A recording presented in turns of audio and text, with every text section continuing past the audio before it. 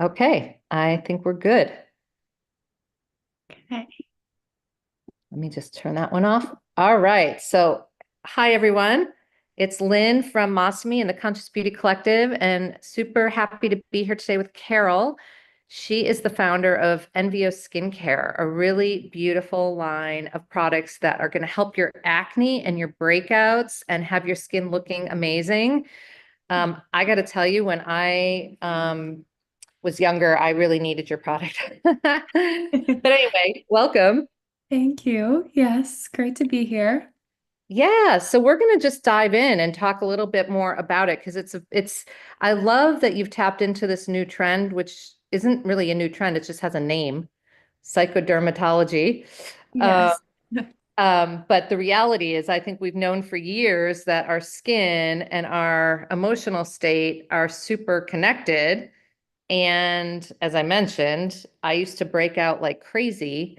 Hmm. Um, and then, of course, your hormones play a big part in that too. Right. So let's just go back a little bit because this isn't your primary job. You're a doctor, correct? A psychologist. So I Okay. have a private practice on the side called Wellness with Carol. Yes. But honestly, when I was starting that, we were also Envio was that company was in its infancy at around the same time as Envio. Hmm. I was finishing up graduate school in psychology when we started at Envio back in 2019. So we officially launched in 2021 after a couple years of COVID delays, manufacturing issues, supply chain, like everybody encountered. But yes, my passion kind of originated in on the professional side with being interested in psychology and therapy. And my mom is my co-founder, and her background was in dermatology and pharmaceuticals. So we kind of joined our heads together and Perfect thought, match. exactly, yes. I had dealt quite a bit with acne in my teenage years as well, and it really affected like my ability to socialize and be outgoing. And I think in the end, like probably had a degree of influence on my personality development as well. So I have lots of memories of, like running from sports practice into the bathroom to put powder on, or like leaving a test where I had been particularly stressed that like caused like increased oil production or sweat, and running to put makeup on after that too. And it was just definitely at the forefront of my kind of just like self-image during middle and high school. So I understood it on a personal level too. And then as I got older, I understood like what that really meant for my mental health and how I was showing up like socially, academically. And yeah, so we partnered with BetterHelp, which is our telehealth counseling provider. Um, they're the world's largest online counseling provider, and they provide counseling at no cost to our customers for the first month. So, um, yeah, Awesome. we're proud of NVO, and it's been a long road and figuring out like which products are most useful for our target demographic. We work primarily with teenagers and women who are dealing with like hormone issues in adulthood, like you mentioned. So it's been great, and we're learning all the time. I love it. There's so many things to unpack. I mean, it's like, where do I even start? I think one of my questions, because I'm somebody who does multiple things, and you know, I have Masmi and Ilda Nature and the Conscious Beauty Collective, and I sometimes have a hard time juggling or prioritizing. Now you have two big, like, it's not like one is small and the other one is, you know what I mean? So you've got two businesses that are both needing your time and attention. So how do you balance that? Or how do you prioritize which one to focus on when? Yeah, so I'll say since starting my own practice, it's been a lot easier throughout my training. And like Mm. in the early days, I wasn't ready to be out on my own as a therapist. So I had, a typical 9 to 5 and like a pretty large caseload I was at a nonprofit. And that I think made it a lot harder to separate. I was, like falling behind on administrative stuff for my job and trying to keep up with, Envio at the same time. So now, being able to kind of tailor my schedule to not only my clients, but to my company has been really helpful. So Mondays are pretty much NVO day. I don't see clients until 5 or 6 o'clock. And then usually Fridays, Jan and I will have kind of a touch base meeting. So we have those like bookends of the week to really get a sense of where the company is, make sure I clear my inbox out. And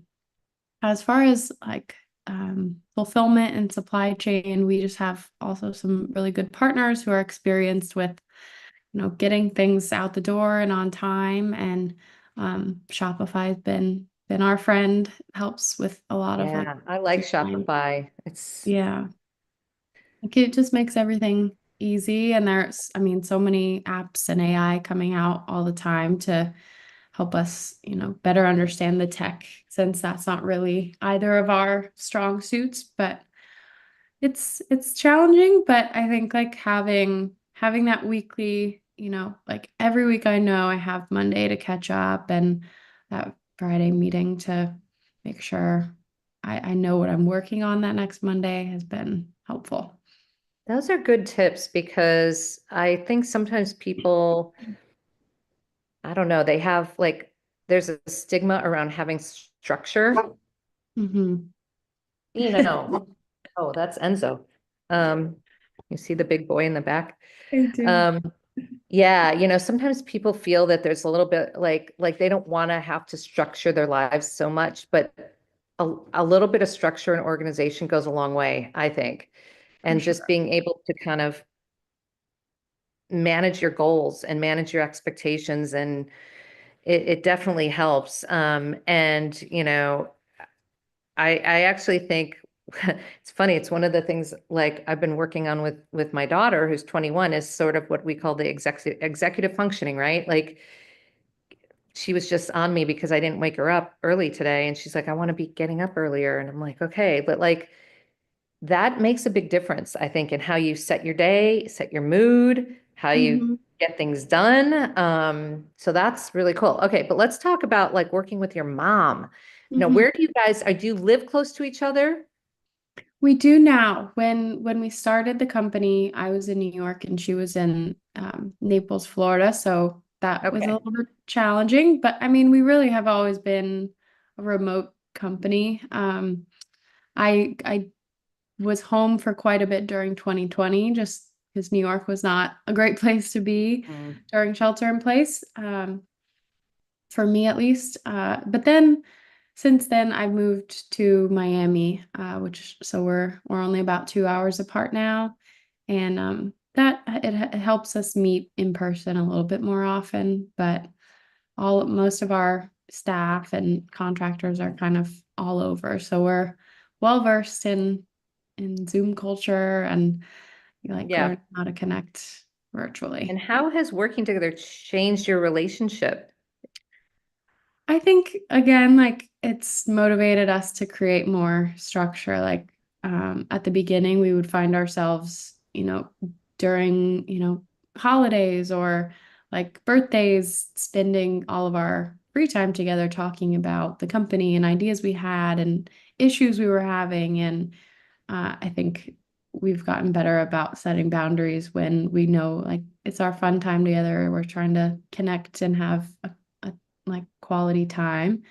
So boundaries and structure, if it's not on the calendar and it's not scheduled in, of course, unless there's, a crisis or something, we try to, keep work and family a little bit more Does separate. do your other family members give you shit when you guys are together and you're talking work? So luckily we're a pretty small family. I'm an only child. So my partner sometimes kind of he like works with small businesses too all the time though, so he can like give some 2 cents, but sometimes he's like, okay, like we're Enough. all here together. Yeah. Yeah, no, my kids definitely give me shit. My son used to say, do you have a clean beauty emergency? And I'm like, yeah, actually I do. As a matter of fact, I actually do. Yeah, thanks for Uh, asking. Yeah. but I actually think now, like he's 23 and is working and he lives in New York, he gets it a lot more, Mm-hmm. which is it's nice because, when your kids start to kind of grow up and then you start to have a different relationship with them, and Mm-hmm. it's really great. Like you're on a different level and you can be more friends. And Mm-hmm. obviously there's more of a shared understanding of like, oh, so that's why you guys did that when we lived in New York, and Mm-hmm. it's like, oh, okay, now Yeah. I get it. Yeah. Um, where at the time it was like, why aren't you at my Monday math mornings? And I'm like, because I have work. And then they'd be like, what? And now they're like, oh yeah, no, we wouldn't have gone to that either. It's like, Yeah. Yeah. Have a bit more an appreciation. And yeah, I really feel like you can't truly understand until you have something you're passionate about or a job that you want to get ahead in. So that's an yeah, no, deeper that's relationship. really cool. I love that you guys work together. It would be my dream to have my daughter work with me, but that's not going to happen, I don't think. She's not Yeah. interested. Um, Yeah. but anyway, so okay, let's talk about your line and your products. Because you've got a couple different products. So what was the first one that you decided like, okay, this is a must-have, gotta launch whatever? Yeah. I would say our treatment. So our it's a salicylic acid 2% serum.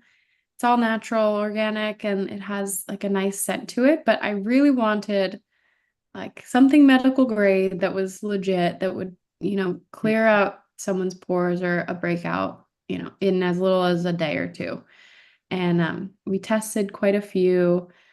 It was important to me that it smelled like kind of fun without, I mean, Mm. obviously we couldn't have artificial fragrances or anything, but I,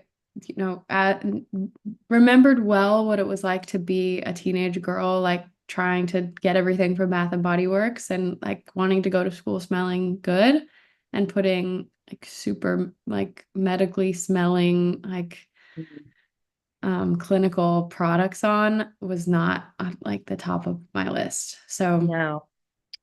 that product I think really was we were like that if no one tries anything else, they'll be able to try this and understand what we're trying to do. It like smells like tea tree oil and it is really fresh and natural, but it's strong enough that like it really will do the job. So That's a that hard balance to do on what you're describing because, a lot of clean ingredients don't have the efficacy. It's the trade-off. And then even the way things come together in the formula, sometimes things interact or so, and the smell, I love a good smell too. Mhm. So I love that you thought about that because, Yeah.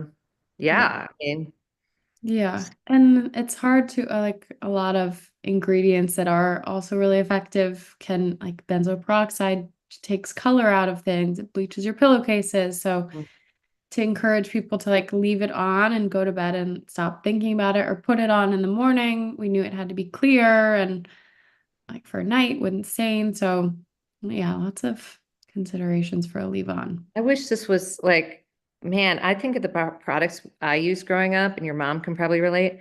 Clearasil, so Yeah. bad, right? Noxema.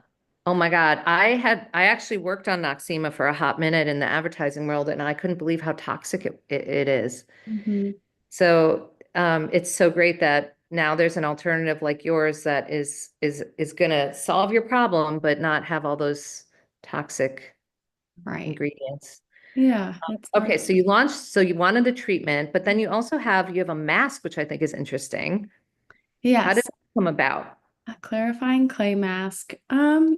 Well, we wanted some, again, like to combine that like clinical medical grade brand, but with some self-care and fun, because the, the mission of our brand is to create like be emotionally understanding and like validating of what it feels like to have, all of the mental health aspects that come with a skin issue. So that's kind of where we came up with the idea of a self-care duo. So for those people who maybe have already, been prescribed a full regimen by their dermatologist, or, you know, are on antibiotics for acne and don't want to add anything else that's medical grade to their routine, we have the clarifying clay mask and then a gel hydrator. And both are still medical grade, super clean, but they don't have those like OTC ingredients. So, like Mm. ingredients that used to be prescription. They're, all natural ingredients, just um, acne friendly still. So the clarifying clay mask can really clear out all your pores. That bentonite clay is really good for just expunging any bacteria or dry skin from the pores. And then the gel hydrator, it's super moisturizing, so great to use no matter, what type of skin you have, and it has a green tint. So if you're red from the sun or just other Mm. products that can be irritating, which it's sometimes hard to strike a balance between like clearing your breakouts without drying your skin out or causing irritation. So Yeah.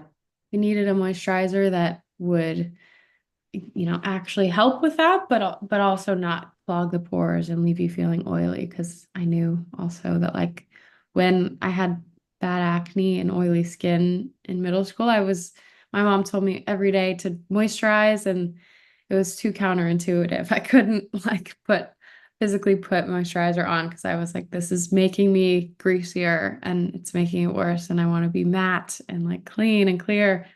So the gel formula helps with that. It's not as thick or like greasy. Yeah. Interesting. So, a lot of interesting insights into how you created it. Um, I want to go back to something you said earlier, though, which I think is really, really interesting.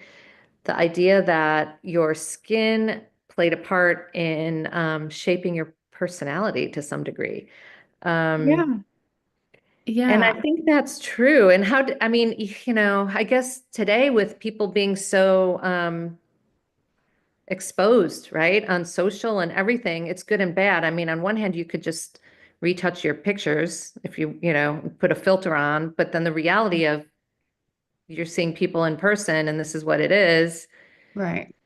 I don't know. It's almost like it's a stressful disconnect. And then it's just the stress of you not feeling like your best, right? It's, Yeah. Yeah. And so much of how we define ourselves as especially teenagers is mm, through our peers. So yeah, until 12 or 13, if our parents think we're great, we think we're great. But after that, it doesn't really matter what they think or say. It's like, what is Stacy in math class saying? Or mm, what do I see that, is making the cool girl cool? And if I don't have that, if I don't have like the perfect clear skin that's never broken out, then, something's wrong. And maybe I shouldn't be as confident, or I shouldn't be as outgoing, or like the first person to raise my hand because you know, there's something that I have that's like making me stand out. And that's,